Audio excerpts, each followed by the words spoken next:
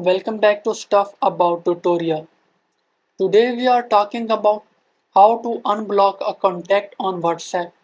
Why would you want to know how to unblock a contact on WhatsApp? Well, maybe it is your first time using WhatsApp and not sure how to unblock a contact on WhatsApp. So today I am going to show you how to unblock a contact on WhatsApp.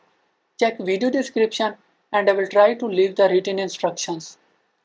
Unblocking a contact on WhatsApp is quite simple and the process is easy to do.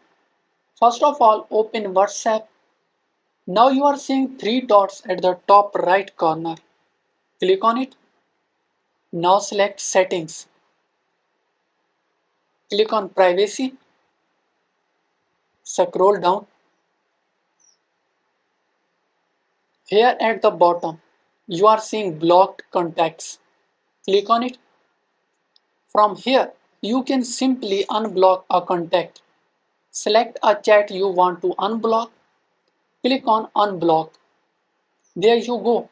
If you wanted to know how to unblock a contact on WhatsApp, that is the easiest way I know how.